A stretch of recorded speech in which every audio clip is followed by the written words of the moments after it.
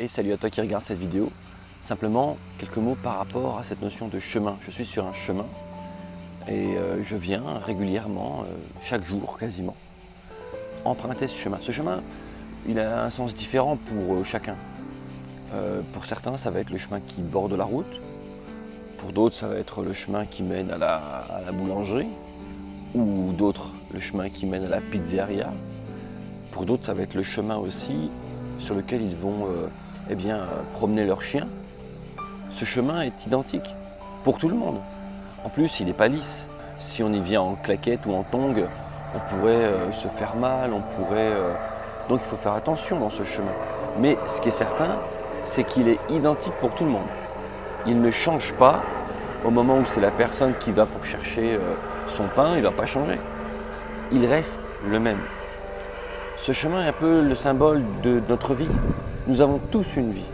Nous avons un point de départ commun, nous avons tous une vie. Elle est comme ce chemin, parfois parsemé d'embûches, parsemé de monts. Alors il y a des choses qui traînent, il faut les éviter, ou il faut grimper dessus, ou il faut faire attention où on met les pieds. Dans notre vie, c'est le cas, il faut faire attention où on met les pieds. Ce que je veux te donner comme encouragement, c'est que quelle que soit ta vie, quel que soit ce que tu vis, l'endroit où tu te trouves sur ton chemin, tu peux aujourd'hui décider de lever la tête et de donner un autre sens à ce chemin. Comme je le disais, alors que certains en font un chemin ou l'empruntent pour aller chercher du pain, des pizzas, promener leur chien ou autre, aller dans la garrigue un peu, moi personnellement, c'est pour moi un chemin de prière. Voyez-vous, c'est le sens que je donne à ce chemin. C'est ce que j'y pratique. J'y vais pour prier, méditer, me mettre à part, parler à Dieu, soutenir des frères et sœurs dans la prière, me prendre des positions dans la prière. Donc ce chemin a le sens que je lui donne. Ce que je vais y faire, ce que je vais décider d'y faire, lui donnera un goût précis. Un goût qui ne sera pas le même pour d'autres qui auront décidé d'en donner un autre goût. Toi, quel goût as-tu décidé de donner à ta vie? Sur ce chemin qu'est ta vie, tu peux y rencontrer Jésus. Jésus, quand il était vivant sur terre, on ne pouvait le rencontrer que quand on allait en Israël ou en Galilée ou autre. Mais il est mort et ressuscité. Et quand il est ressuscité, il y a eu plus de 500 témoins oculaires à l'époque, des textes écrits historiques qui le prouvent. Quand il est ressuscité, il a ouvert une porte à une nouvelle dimension de vie. Il a ouvert une porte à un nouveau type d'être, un être à la fois physique et spirituel. Et cette notion de spirituel, maintenant, et c'est tant mieux, ne souffre pas des distances, ne souffre pas du temps.